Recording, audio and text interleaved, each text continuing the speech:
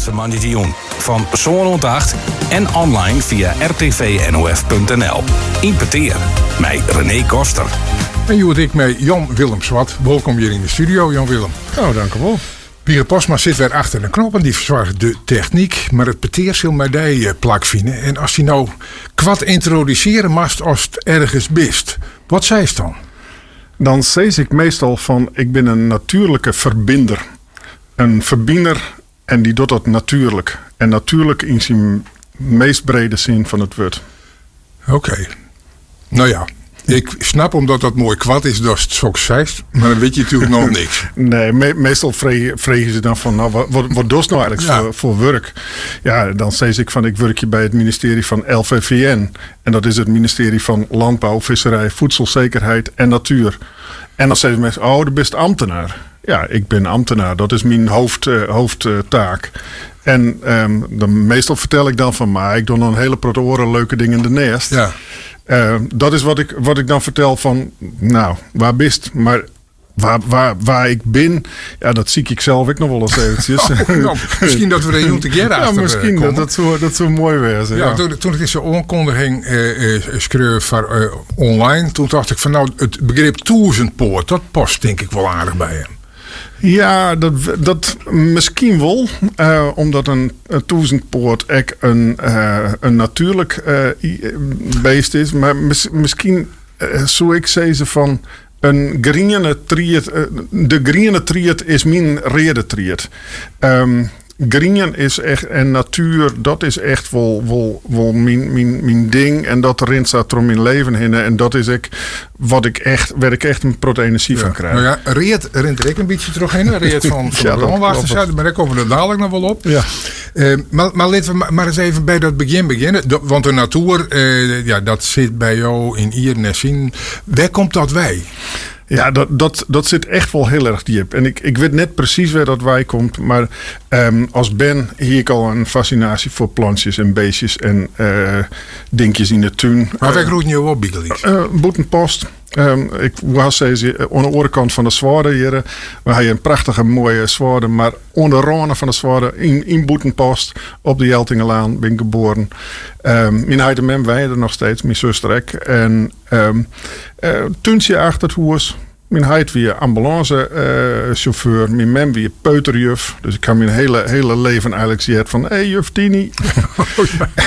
En daar ben ik in Boetenpost op Jeltingelaan opgegroeid. Maar een hele plezier. Ja, maar dus ik net zeg maar onder andere van een natuurgebied. Echt in de bebouwing van Boetenpost. Nou ja, dat is maar correct hoe je het zegt. Want de randen van een natuurgebied, als Ben zijnde, is een lied Gassonsje kan al een natuurgebied wezen. En bij ons weer de achtertuin, die houdt op mijn stek. En daarachter weer de lon. Dus wij gingen als Ben de lon in. En moesten we de sletten. En dan gingen we zo onder het koetunneltje terug naar het Vinkleersterbos daar.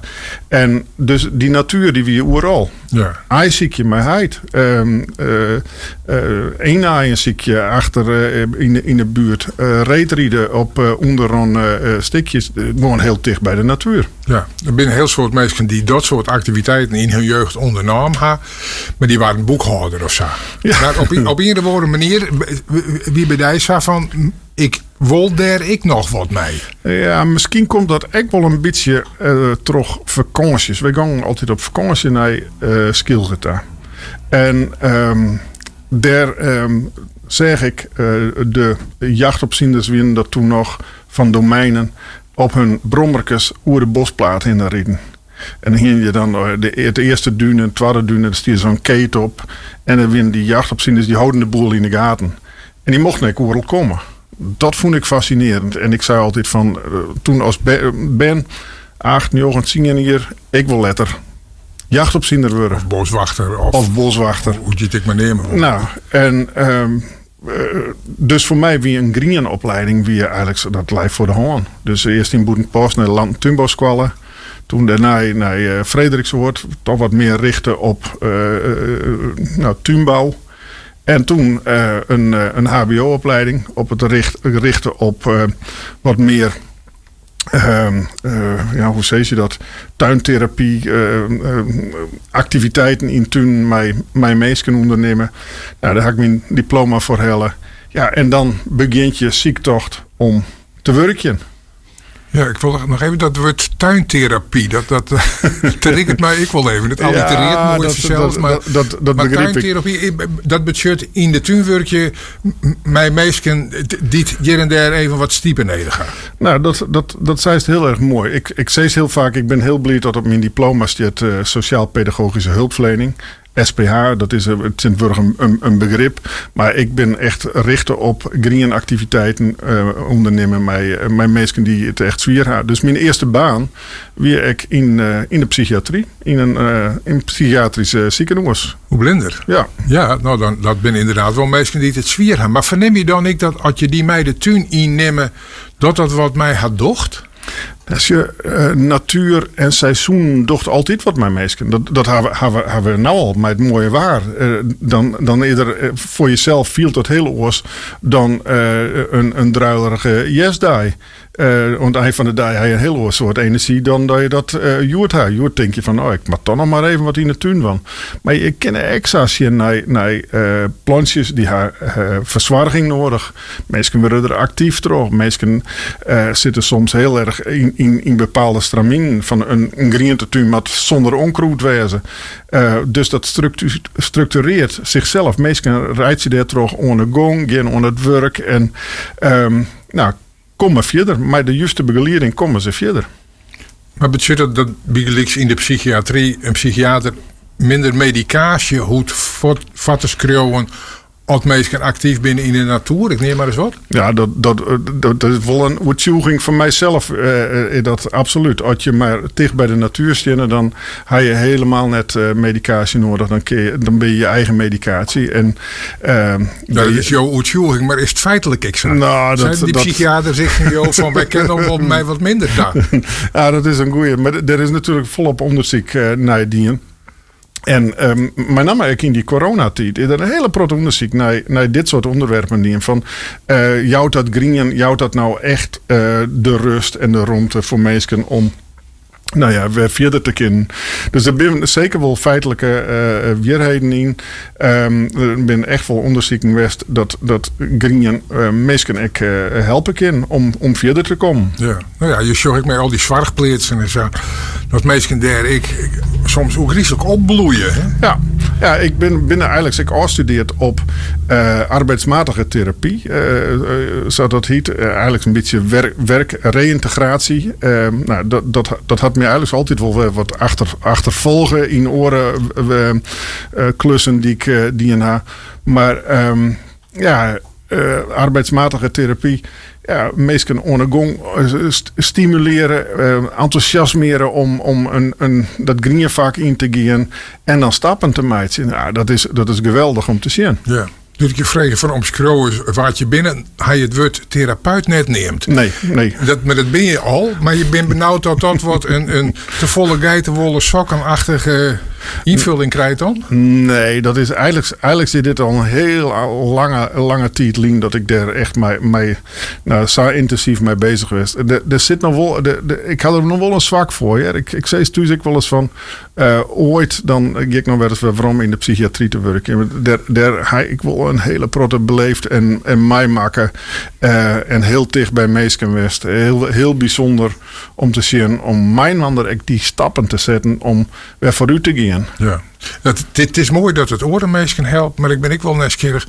Wat betekent het nou van jou? Als jou in de natuur bent, wat gebeurt er dan met jou? Ja, dat is echt een mooie vraag is dat. Ik zei correct al van een antwoord om waar is Jan Willem, weet ik zelf net, die is altijd. Maar als ik de natuur in geef, dan verliet ik eigenlijk een beetje de gewone wereld. En dan kom ik in een wereld terug van verwondering. En verwondering is voor mij even op een knibbels lezen. Net direct weten van wat voor plant of beest of wat het ook is. Maar het geheel zien. Alles had mijn man te meid zijn in de natuur. En dat stukje, dat vind ik zo bijzonder om daar een deelgenoot van te wezen. Want ik ken mij in een beweging dat systeem opeens verhoren. Toch bijvoorbeeld een tuin om te spitten. Dan verhoor je systeem eigenlijk al. Of toch een beam te snoeien of om te zagen. Dan verhoor je een heel systeem. Ja, dat vind ik fascinerend. En ik neem dat vaak verwondering. Net alles had een technische uitlees nodig. Maar ga er gewoon eens naar zien. En als ik dan naar mezelf zeg, dan vind ik dat gewoon fascinerend om te zien. Ik kan er helemaal in opgaan. Wat je dus een fascinatie van haar en ik eerbied van haar. Dan kan ik wel eens een oren-emotie komen, namelijk Lilkens. Hoe wij met de natuur omgaan. Ja, nou, dat lukt mij nog aardig om dat te scheiden. Ik vreeg me wel eens af, het mensen zich dat die echt heel bewust heel verkeerd met de natuur. Misschien wel net bewust, maar het gebeurt wel. Het gebeurt wel. En ik zag het echt gebeuren. En ik vind het pijnlijk. Ik vind ook dat het steeds warmer wordt. Ik vind ook dat we mijn handen er wat onder matten. Maar dat slaat bij mij net om in Lilkens. Meer zei iets van, jongens, wat we willen hebben. En of we dat, maar binnen dat lietse bietjes die we verwoorden kennen, pak die dan op. En dus ik vind het ook wichtig om daar over te kunnen vertellen. Of had ik het idee van, het is ook helemaal net slim. Wij sturen de natuur hier en daar. Want je hint al hoe het omspitten. Nou, een duidelijker voorbeeld van sturen kan je haast net krijgen. Ja. Dus het is helemaal net zo raar dat wij u zoals meesten zo intensief ik mij die ontwikkeling in die natuur bemoeien. Ja, dus als je in die natuur bezig bent, dan heb je het vaak over beheerplannen. En beheerders. Maar heel vaak wordt er per ongeluk een letter te volle inschreven. En dat is een beheersplan of een beheerser. Ja, en ik denk van als mens zijnde kunnen wij niks beheersen. Wij beheren het, we moeten er heel goed op passen. En dat vind ik echt wel het woord beheersen. Ik ben, ik zeg altijd een veredelde tuinman. Maar ik beheers het vak net. Ik ben een heel goed beheerder van natuur. En als je jouw verwondering opzoek je in die natuur, hoe het eruit ziet, krijgt dat dan ook een religieuze invulling van der moet wel een Heere God wezen die dit schapen had, want dit kan nooit uit hemzelf zou ontstaan? Nou ja, dat denk ik wel. Ik ken er net omheen dat er wat grotere radars rennen. Maar ik koppel je dat net aan het religieuze wezen zat hier in de provincie heel vaak toch wordt mij een vakje van een kerken of een... nee, dat is mijn eigen religie. Mij wel een opperwezen ervan. Ja, absoluut. Ja, en een schepping in 4 dagen? Ja, dat vind ik al een hele ingewikkelde verhaal. Ja. Het lijkt net voor de haan. Als je zorgt naar de natuur, dat even in een paar dagen zou opzetten is? Nee, zeker niet. En zeker ik net als je er krijgt wat meer van weet, als je het haar oer bijvoorbeeld fossielen. Dan heb je het ook over die hele evolutie wat zich mij om verder ontwikkelen had hoe het nou is. Ja. En dat is echt heel nieuwsgierig, zeker in het thema van wat Krek zei, van hoe vies dan als mensen net goed omgaan met de natuur. Ja. Ik wil lezen bij de Nederlandse Vereniging van Botanische Tuinen. En die joegen een lezing over exoten. Nou, ik kijk nog een beetje de mindset van exoten moet je uitroeien. Berenklauw moet je uitroeien. Japanse duizendknoop moet je uitroeien. Vooral als ik zie natuurlijk niet. Maakt er net van. Nou ja, maar deze man die zei van... Jongens, wend er maar aan. Er komen meer exoten. Het schoot al hier op. We gaan op dit stuit hebben we hier hele oren planten dan 100 jaar lien. En dat gaat terug. We komen nou ja, maar als het nou een natuurlijk proces is, oké, tot uw dienst. Maar hoe heet dat? De Amerikaanse kreeft, de rivierkreeft, die het weer dat is net op een natuurlijke manier. De grassola, hoe heet dat op eiland? Dat komt ik omdat hij in een aquariumbak wat oer hier en dan gooit het erin. Dat ben net natuurlijke processen. Nee, dat klopt. Maar die planten, die doen het je wel heel erg goed. En die beesten doen het je wel heel erg goed. Dus het is misschien een onnatuurlijke beginwest. Maar daarna, die Amerikaanse rivierkreeft. Ik zei eens net dat dit een stellingname is. Ja? Maar die rivierkreeften, hoe ben die op Ameland kwamen? Die ben er waarschijnlijk op een natuurlijke manier kwamen. Misschien mij ergens inkropen. Maar daar is een skillet. Dat denk ik in van die ballasttanken van Skippen, toch? Nou, dat zou heel goed kunnen. Maar ze doen het wel heel erg goed hier. Dus ze doen het je te goed. En dan krijg je de natuurlijke omvolking. Dan gooien we die theorie er eens even in. Want het verdrinkt de oorspronkelijke natuur hier. Nou ja, dat is wel iets wat je voor uitzien matten. Maar we weten net wat dat echt zo is. En we weten net dat de berenklauw, die reuzenberenklauw, dat die alles verdrinkt in een bepaald gebied. Ja, maar had je die op Skilgetjenko, op Skimenzeegtjenko, liet je die wat gedijen? Liet je die moshing in? Nee, ik krijg al, ik ben een beetje brainwashed dat we dat beheren. Dat hier je het eerste vol dienen. Nee, toch? Nee, ik denk het net. Maar misschien maar we mijnwander wat minder krampachtig met die exoten omgaan. Dat is eigenlijk wat ik van die lezing van die man leerd heb. Van, misschien maar we dat gewoon eens wat meer gebeuren laten. En dan zien van, wat gebeurt er nou mij? We laten dat even in ons omgaan. En dat doen we onder de muziek. Ja. Want het wordt wel tijd voor een muziekje. Mensen die het programma kennen weten dat we dat zo nu en dan even inkleuren met muziek. Om ik daar toch een beeld te krijgen van de gast die het aan tafel zit. Jood is dat dus Jan-Willem Swart, de 1000-poort. Een man in elk geval van het grien. Maar ik van het reed. Daar zien we dadelijk oer. Maar de eerste muziek, dat is van Philip Glass. En dat is net in waar van elke in onmiddellijk zei het, oh ja. Nee. Wat is er uit? Nou ja, bij de tarriering van deze jongen hier ik eigenlijk zo'n liedje met klassieke muziek. En ik dacht, ja, om nou iedereen mijn klassieke muziek... hier mocht je. Ja, maar dat is hier en daar echt wel onder zwiere kant. Of mensen die horen er helemaal net van. Maar Philip Glass is een componist.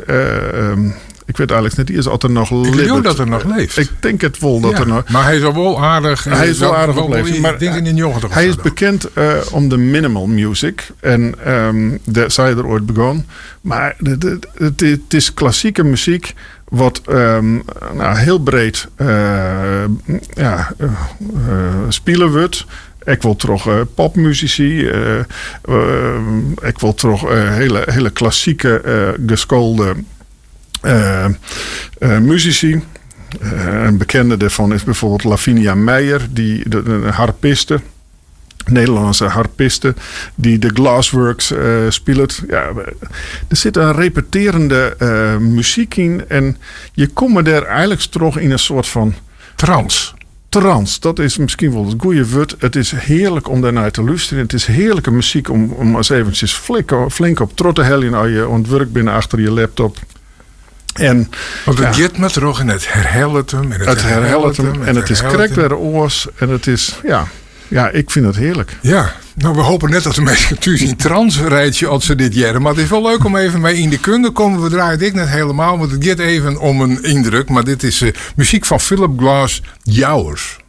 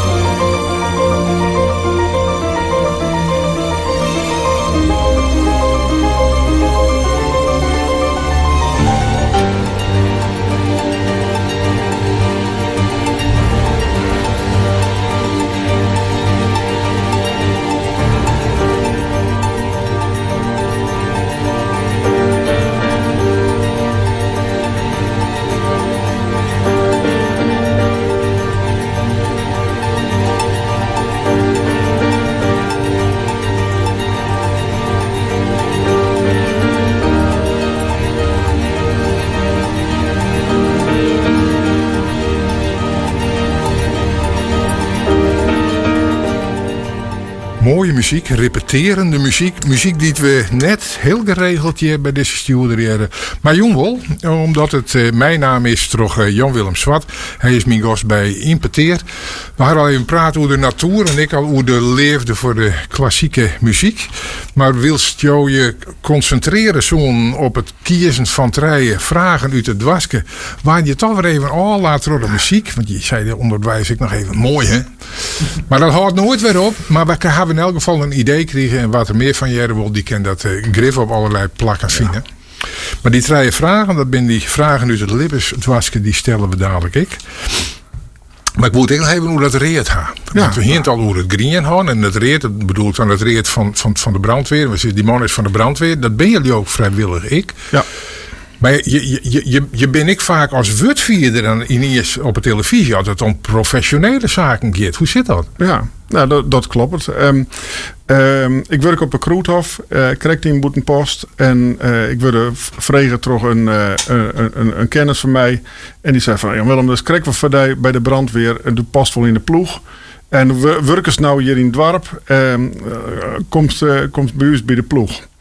Nou, moest ik wel even nog nadenken. Maar ik hier natuurlijk wel wat, maar die blauwe luchten. Dus daar ben ik vrij... Van Hoezuid, met die ambulance. En dat is iets heel bijzonders wat er gebeurt. We hadden vroeger een scanner, luisteren we mij. We hebben in heid in de gang.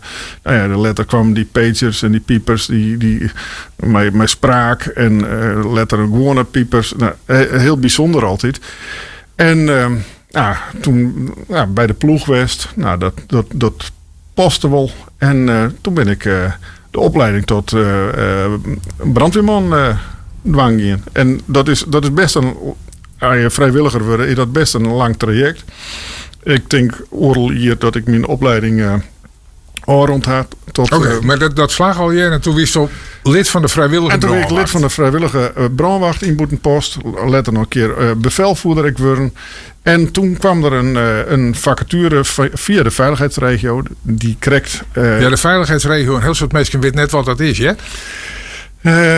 Nee, nou ja... dat is een soort koepel, zeg maar, van oerhiet die in actie komt op het moment dat er ergens een calamiteit is. Ja, dat zou ik het zeggen. Maar de veiligheidsregio kennen we vanuit Ljouten. Daar zit het hoofdkantoor op de Harlingen-Trekwij.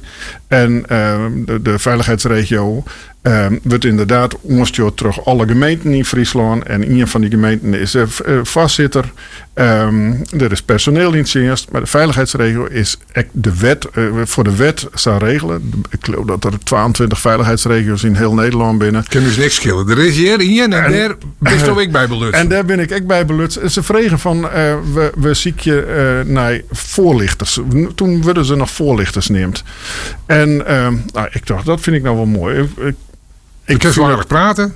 Dat lukt wel om erover te praten. Ik wil graag vertellen hoe. Ik ben enthousiast over het brandweervak.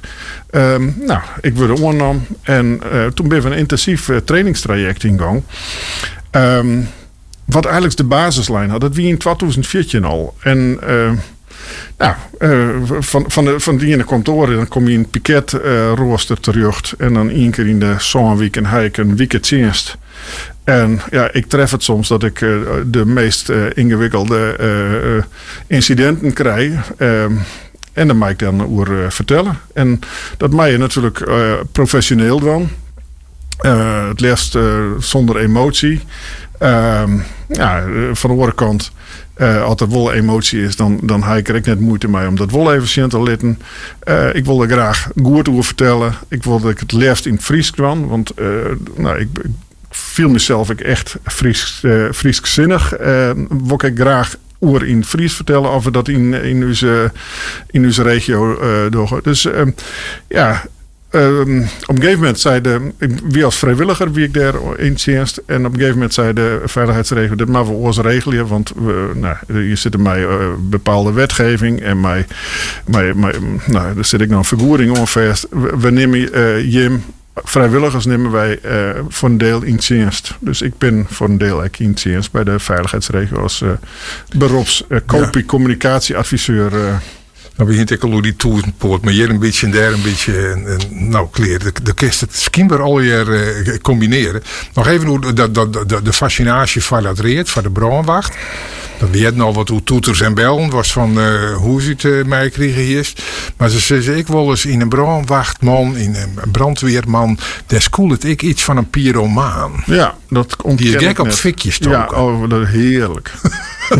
Maar dat is echt weer. Ja, dat is echt weer. Ja. Stek je stiekem dan ik wel eens wat in de hand? Nee, ik doe het net stiekem. Nou, had ik wat in de brand stek, dan doe ik dat in volle overtuiging en maar iedereen dat zien kennen. Nee. Nee, dat is wel een groot verschil. En als best zijn er natuurlijk van alles wel in de brand gewoon achter in de tuin hutten bouwen en daar fikje in stoken. Dat mocht ik van mijn mem thuis. Okay. Dus daar heb ik volop mee experimenteerd. En dat is nooit echt uit de hand rond. Hij ziet bij de ambulance, dus altijd wat wie is de autoplak. Ik ga wel eens wat verschroeid hier gewoon eens en dat kan nog wel zien. Ja, dat kan nog wel zien. Maar nee. Dat wordt wel vaker zijn. En ik denk dat brandweermeesters dat heel duidelijk dat verschil meidje kennen. En direct verantwoording innemen. Ja, vanzelfs. Ja. En ik snap dat ze mast. En ik denk ook absoluut dat zij is. Ja. Nou, tot zover de makkelijke vragen. Dan ook de vragen die er misschien, wat ik wel eens is, die het minst gesteld worden, maar er het meest tadogen. Dat zijn die vragen die stik uit de wasken heel haast. Ja. Nou, vandaag de eerste er maar bij pakken. Wat is het mooiste cadeau dat je ooit kregen hebt? Ja, dat ben toch gewoon mijn ben. Dat is het een cadeau? Dat is een groot cadeau, ja. Dat was een hele mooie ben. Imke, Famke. Is nou in Schotland op vakantie met haar vriend. Maar die is juf op de Meerskip in Boetenpost. Dat weer ze vroeger al toen ze een bandje weer. Toen weer ze al juf. Ze hoefde alleen nog haar diploma nog maar op te helpen. En mijn zoon Wietse, ben ik heel grootskap. Die is hoefsmid. En die riet de hele provincie, maar ik provincie Greens roen om oerel aan te gaan om hinders van beslag te voorzien. Ja. Een prachtig cadeau. Ja. Dat begreep ik, maar ik nog cadeaus, had ik nog wel eens een oorcadeautje kregen op een bij een jubileum of bij een oorskiën. Dat toch een bijzondere beschutting van je had? Nee, ik zou het eigenlijk net weten. Nee. Dan geef ik net een muziekje. Ik krijg altijd standaard ding. Of sokken of een fles drank. Ja. Ik wil daar net verder conclusies om verbinden. Nee. Wat weten we nog net van jou? Is de orenvraag. Ja, ik denk dat Jim een hele protte net van mij weten. Nou, kom maar op dan. Ja, ik kijk zo mijn guilty pleasures. Een van de guilty pleasures is dat ik in mijn lunchpauze nog wel eens naar ongehoord Nederlands zag. Dat vind ik echt fascinerend om te zien hoe mensen... Voor de mensen die dat net zeggen, dat ben er een heel soort. Dat is een omroep van, uiterst rechts Nederland. Ja, en... Ik ken dat gewoon helemaal. Het is echt. Ik ben helemaal net grutskop om daar naar te zien. Maar het is zo fascinerend hoe mensen daar zo over stinken dan ik denk. En dat is het vooral. Dus, maar het is wel weg goed om je te informeren. Want als je zegt van ik denk heel oors, dan is het wel goed om te weten hoe die oren denken en hoe ze dat beargumenteren. Ja, nou en ik zei aan het begin al van ik ben hier van de verbinding en ik zie je echt daarin naar verbindingen. Want ik denk zelf echt wel oors en ik denk dan van hoe is dat nou toch mogelijk dat in een zoveel mensen uitsluiten kan. Wat gebeurt er? Wat voor argumenten hebben mensen daarvoor?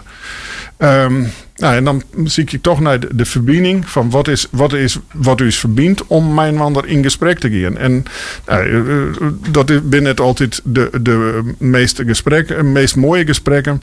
Maar ik beziek je om uit de discussie te blijven en het op compare niveau te horen. Dus op gelijkwaardig niveau te horen. En gewoon te bevredigen van hey René, hoe kan het nou dat zo zat denkt? Hoe kan het nou, waar komt dat wij? Eigenlijk was er hier echt dorst van Nou, dat vind ik mooi. Dat vind ik...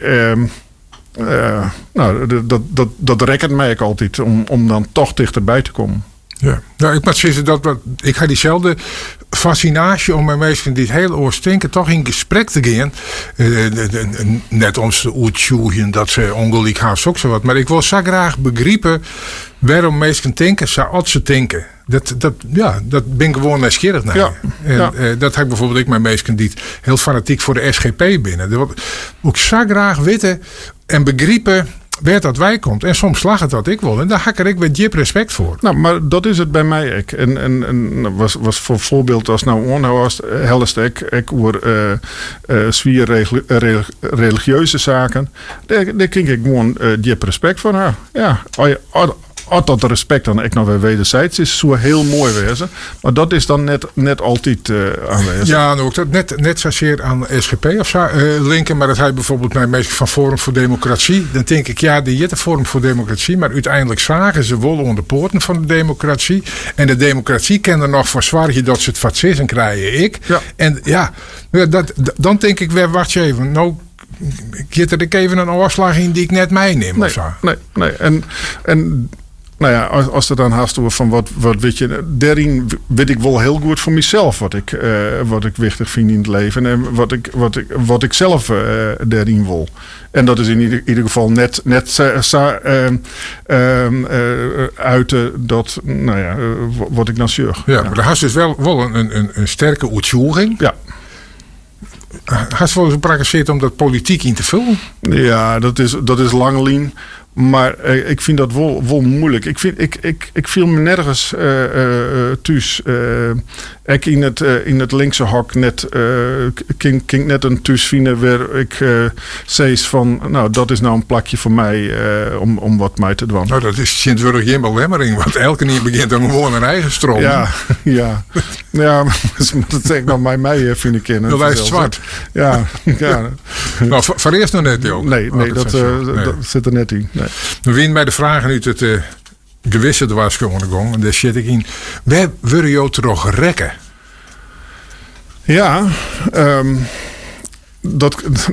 dat kan soms opinies ontstaan. Ik vind insecten die juster zie ik eventjes op je social media te zien en er weer een foto van een meikever. En die weer samen maken dat die poortjes om een stengel zitten en dat weer dus onder de binnenkant van het lief van het insect weer fotografeert en die poortjes hangen zo om die stengel heen. Nou, dat vind ik diep ontroerend en dat vind ik prachtig om te zien. Dat emotioneert je ooit. Ja, dat emotioneert me echt. En dan denk ik van, waar komt dat bij? Maar dat is en mooie beelden en het ziet er zo, eigenlijk zo intiem uit dat je even meisje en mij. Ja, dat rekkert met Jip. Maar mooie muziek. Maar daar hebben we wat van mij gekregen in de retour. Zeg maar die emotie, ben je wel een emotioneel man? Ja, dat denk ik wel. En ik ben een zielige film, dan krijg ik gewoon lekker mij goelen. Ja, ik beziek je dat altijd wat te verdekken en dan ben ik wat verkoren. En mijn vrouw merkt er meestal niks sterk van. Hoop ik, ja, een beetje dat fisherman's gevoel. Maar nee, ik hoor helemaal net van zielige beestenfilms of zo. Daar ken ik echt net hoe de lassies en zo. Dat is vierste werk van. Ja. Nou, je vertelde correct hoe dat je rekken wil kennen terug zo'n foto en dat show je dan op social media. Ik zou onmiddellijk denken van het Sibyl AI wezen. Had je dat net? Nee, dat had ik net. En zeker net op die fora waar ik dan op zoek. Nee. Het kan heel goed wat bewerken wezen. En ja, dat kan. Maar dat is wel apart dat wij in een wereld leven waarbij je eigenlijk net meer weten wat is nou nog echt en wat is saberen. Nee, maar dat klopt. Dat klopt. Ja. En je neemt ik nog de social media. Ik denk van nou, dat is wel de rioolraad wezen. Ik bedoel, alles wat er voorbij komt aan ellende, daar word je toch geen deelgenoot van worden? Nee, maar Dat zeiden we al hier heel makkelijk. Maar als je gewoon zoals vroeger een café binnenstapt, dan jaren je ook al je verhaal. Van al je verschillende mensen. En in een verhaal wie je nog meer optuigt dan het orenverhaal. Misschien is social media wel het café van de moderne tijd. Ja, ik vind je wel mild. Ik bedoel, daar spreekt de verbinder, dat zal. Ja, maar ja, toen Twitter kreeg bestuur, toen had ik daar heel actief op geweest. En dat vond ik hartstikke mooi. En toen werd het nog een tijd van de positiviteit. Maar wat ik de laatste jaren zag, dat is gewoon verschrikkelijk. En mensen die een ander verkeerde ding wezen zeiden. Dus daar wil ik me echt van distancieren. Maar er zijn een aantal mooie podia, waar forums, waar prachtige foto's voorbij komen, of hele mooie uitingen. Ja, dat denk ik van. En ons vinden altijd wat reest in de muziek. Doen we nou ook weer even? Boudewijn de Groot. Ja. Wat ga je daarmee? Nou ja, ten eerste het nummer worden op uw trouwen van mijn vrouw Simone en mij draait. Oké, het gaat om de avond. De avond. En natuurlijk prachtige tekst. Maar wat misschien wel het meeste rekkert is van, en je kunt niets zeker weten. Want alles gaat voorbij. Nou, dat is een hele filosofische zin. Je kunt niet zeker weten, want alles gaat voorbij. Wel een beetje apart om dat bij de trouwerij dan nog eens een keer te onderstreekje. Ja, maar misschien is dat ook wel een soort van, jongens, een wiezende vinger van, jongens, doe het wel in het hier en nu, in het nou. Hè? De tijd gaat wel heel hard. En je kent het alles van tevoren zeker weten hoe het gaat. En 30 jaar geleden, toen ziet de wereld er voor u ook heel anders uit. Maar je kunt niet zeker weten en alles gaat voorbij. Alles gaat voorbij. Boudewijn de Groot.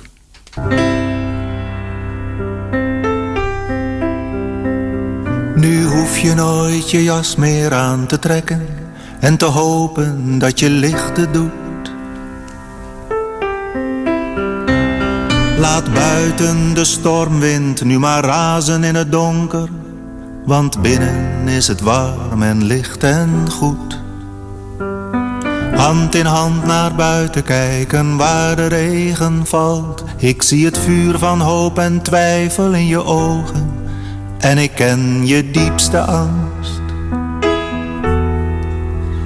Want je kunt niet zeker weten en alles gaat voorbij. Maar ik geloof, ik geloof, ik geloof, ik geloof, ik geloof in jou en mij.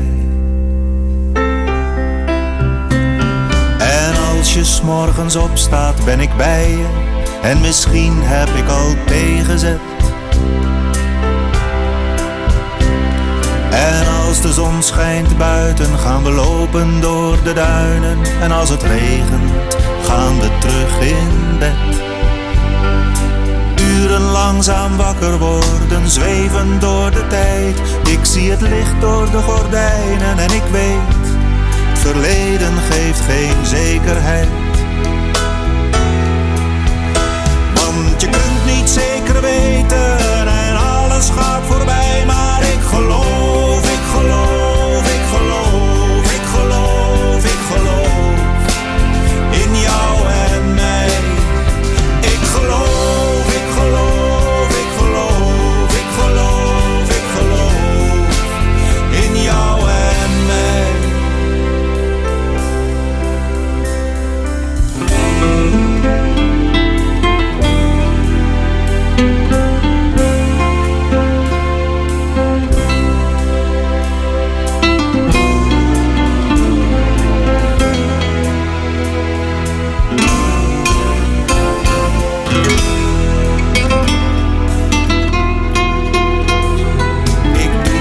Uit en de kamer wordt nu donker. Een straatlantaarn buiten geeft wat licht. En de dingen in de kamer worden vrienden die gaan slapen. De stoelen staan te wachten op het ontbijt. En morgen word ik wakker met de geur van brood en honing. De glans van het gouden zonlicht in jouw haar. En de dingen in de kamer, ik zeg ze wel te rusten. Vanavond gaan we slapen en morgen zien we wel. Maar de dingen in de kamer zouden levenloze dingen zijn. Zonder jou. En je kunt niet zeker weten, want alles gaat voorbij. Maar ik geloof, ik geloof, ik geloof, ik geloof, ik geloof in jou en mij. Ik geloof, ik geloof, ik geloof, ik geloof, ik geloof in jou en mij. En je kunt niet zeker weten, want alles gaat voorbij. Maar ik geloof, ik geloof, ik geloof, ik geloof, ik geloof in jou en mij. Ik geloof, ik geloof, ik geloof, ik geloof, ik geloof in jou en mij. Ja, prachtig hè. De avond van Boudewijn de Groot. We draaiden omdat Jan Willem Zwart het graag jaren woord. Hij had ik uitlijn waarom. Hij is mijn gast bij het programma Impeteer. Waar een heel soort zaken besprutsen. Maar lang net alles dat ik eigenlijk van doel weer te bespreken. Maar waar ik nog de reactiecarousel. Dat jouwt me de mogelijkheid om een heel soort dingen dat ik net specifiek net vreeg ken. Toch nog even met een snelle reactie te vregen. Dus zullen we direct maar los dan? Ja, doe maar. Nou, jou reageren met het eerste wat in je opkomt. Vogelzangstaten. Tijdloos. De spriedingswet. Die moet er komen. Nou, die eerder al, hè? Maar, Ja, maar die moet blijven. Moet blijven, ja. USMEM. Loud. Kabinet Jetten. Energiek. De Kroethof. Haast 100 jaar botanische geschiedenis van Boetenpost. Den Haag. Werkplak. Social media. Mijn maten. Sirenes. Ja, heerlijk. Het torentje. Ik denk alleen nog maar gewoon dat hij nog net bewennen wordt. Dat hij gerenoveerd wordt. Trump. Budget niks voor mij. Zoekerballen. Heerlijk. Fastfood. Je kinderen zin in haar. Contant yield. Had ik net nodig. Scootjeszielen. Ja, geweldig. Het klimaat. Veroorlijk. Babs. Dat ben ik. Teletext. Net nodig. Een leugentje om bestwil. Nee, eerlijkheid duurt het langst. Mieskip. Zeker. Altijd. Peilingen. Voor mij net nodig. De wekker. Voor mij net nodig. De oorsludiek. Plak naar dwarstrom in werkplak in het waardgebied. Debatteren. Goh, dat is mooi. Het zit net in mij. Ik hoef net mijn gelik te heljen. Waardtoerisme. Ja, bedriegend. Compromissen sluiten. Ja. Dit wint ze. Nou. Wij worden nog meer hoezeren. Want er winnen wat dingen, dat weer misschien wat kwart door de bocht. Ja, dat weer een beetje... Hoe de babs ook nog wat zit, of hoe Jetten nog wat zit, of hoe de Oorsludiek, of hoe de Kroethof. Ja, dus misschien hoe babs, want daar had ik net heel veel oer verteld. En de Kroethof. Want de babs, dat is een burgerlijk van de, hoe heet het? Een ambtenaar buitengewoon ambtenaar van de burgerlijke stand. Precies. En dat is maar de spreker op het gemeentehuis of op een oorplak dat mensen trouwen die het aan de taspraak verzwargt. Een van uw brandweermannen heb ik ooit in 2012 trouwd. En ja, hij mij vregen, zij in mij vregen. En ik zei, dat wil ik wel doen. Ja, en dan steek je 1 keer op een lijst en dan vreeg je oren je ek. En dan kom je erachter dat het eigenlijk heel erg mooi is. Want je kan even helemaal tot de kern bij een jong stel. Nou, dat is prachtig. En als je daar dan nog een mooi verhaal van mij kennen ek, dan doe ik dat mijn hele protte leefde. Ik weet van mensen die ik dat het aardig wat tijd kost. Ja. En jou had tijd hoor, daar gaat niks meteen. Nee, dat klopt. Want ik zit in aardig wat besturen en dingen. Dus het mat er wel, ik mat er wel echt tijd voor meidje. Maar ook dat dan doe ik dat ik volledig goed. En ik get mijn pager, mijn pieper get uit. En telefoon get uit. En dan concentreer ik me. Soms mijn mooi muziek, jongen, helemaal daarop. Ja, want tijd steken, dat doe ik nog in Vogelzangstaten. Zeker. Ik ben er eigenlijk vanaf 2004 al bij betrokken. Ik mag er wat zaken coördineren. Het is een museum, het is wel een stichting, maar het is particulier. Het is een adellijk huis, dus ik probeer mij de eigenaren te meiden. Die hebben een bepaald beeld van hoe ze het graag exploiteren willen, hoe ze het graag organiseren willen. Nou, we zijn onderhand wel samen wanneer dat ik weet wat zij willen. Dat gaat soms ook wel eens wat met horten en stoten. Het is een liedskalig museum, maar het is wel heerlijk om daar te wezen, even helemaal uit de tijd te wezen. En want dat is eigenlijk wat. Ik ben er in een soort van tijdvacuüm. De tijd bestaat er net. Dus ik kom vaak te laat weer thuis. Ga zelf mijn muziekje erom. En ik vind het heerlijk om daar rond te struinen. Ja, want ik die muziek daar mooi combineren. Mijn orenpet op ga ik van een week nog even praten hoe concerten die ik organiseerd worden bij de Vleugel. Ja. Rondom de Vleugel. Ja. Dat past mooi in zijn ambiance. En mij dat dan ik altijd. Of want je ben ik van de brandwacht. En zei de brandwacht weer, ja, maar als er publiek bij komt, dan moeten we vluchtwegen. Dat is er al wel goed regelen. Dus okay. Dat zit wel goed. Je moet wel een beetje passende muziek hebben. En net een heavy metal band del zetten. We hadden wel een keer Dixie muziek gewoon. Okay. Dat past dan wel weer heel erg goed. Dat is echt, Ik vind het heel fijn om me daarmee bezig te houden. Nou, we houden de agenda in de gaten. En er zijn mogelijkheden genoeg om daar eens even binnen te zien. En dan ik te genieten van wat er bigeliek zo'n muziek is. Maar gewoon ik het verhaal als zodanig.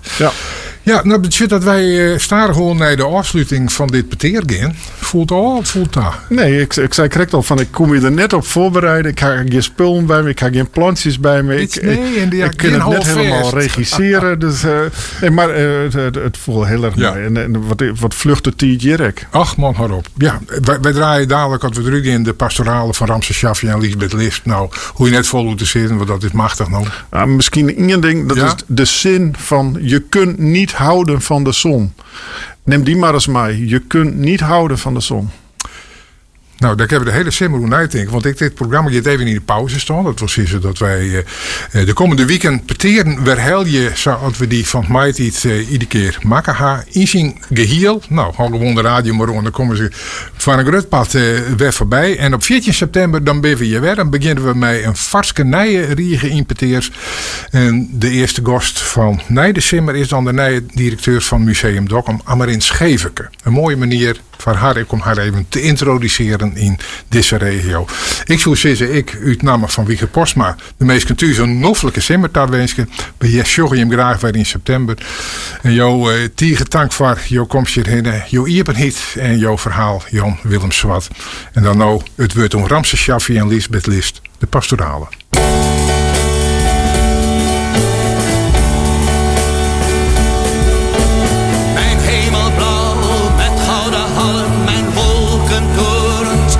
Kristallen, kometen, manen en planeten.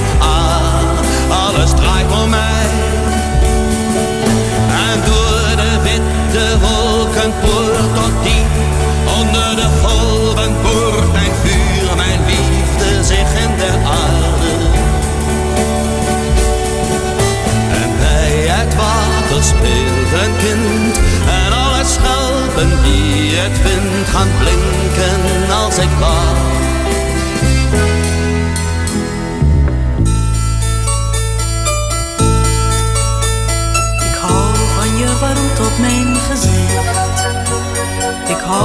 van de koperen kleur van je licht. Ik geef je water in mijn hand en schelpen uit het zoute zand. Ik heb je lief, zo lief.